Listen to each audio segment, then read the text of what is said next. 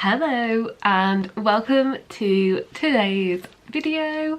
In this video, as you can probably tell from the title, I'm going to be doing the pet peeves tag. So I was tagged in this tag by Whitney at Tibra's Den, and the original creator of the tag is Alan from Big Hard Books and Classics. So both of those people will be linked down below for you to check out. And yeah, there's not really much else to say, to be honest. I think we just need to get into the questions. I have not prepped for this one.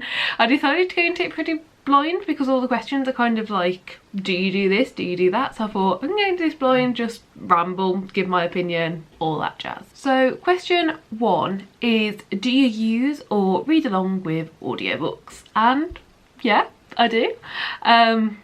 Quite often. I normally have an audiobook on the go, or you know, that I've read along with. Yeah, so I don't actually have an audiobook on the go at the moment. Last night I did finish The Poet X on audiobook, so you know, within the next day or two I'm sure I'll pick another audiobook up. But yeah, I think they're great. I think they're really interesting and good to use. I do only use like both my library and Scribd for audiobooks, so on both of those I believe. I'm not actually sure if you can on the library, but essentially I think you need to listen to it and see if you click with an audiobook first. You're not going to like every audiobook.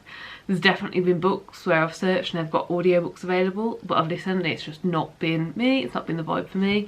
In fact, I did consider buying the audiobook for Finley Donovan Is Killing It, which is another book I'm reading at the moment, but I listened to a bit of it and I was like, no, like from the short amount I've read, like I'd only read the first chapter, it wasn't for me. Like that wasn't the characters, it wasn't right, so I didn't get it. Yes, I think they're great, but I do think that you need to figure out what type and what sort of voice and what sort of narrator works for you and doesn't work for you to get them to work. Question number two is, do you utilise your local library?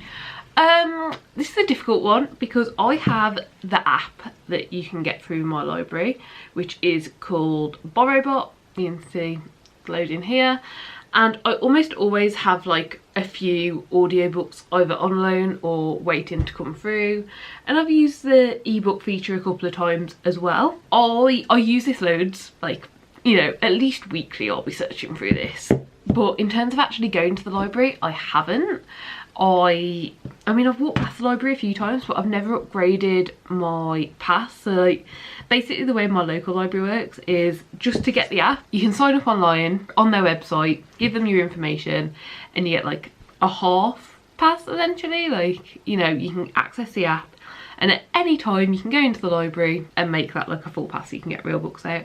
I just haven't yet. I'm sure I will at some point. Honestly, like, I'm sat in front of my unread bookshelves. This will go down at some point. That is, you know, another video coming soon. We are going to get this down, but yeah, it's just not been something I've prioritised doing yet. I also don't, I think the main thing I'd want to use the library for is like the manga and graphic novel sections, and I don't know if my local one, because it's quite a small one, will have the biggest of sections. Like the way it works in the UK is like your local library is part of a certain like council of libraries, so you got your local one, which would be like one that's walking distance to me, but I could also use any that are within like the same county as me. So I live in Worcestershire County, so I could use any library in the county, and there are quite a few bigger ones, but they aren't local to me. So yeah, basically I half utilise it. I utilise the apps, but I don't really go in, so yeah. Question number three, do you DNF books?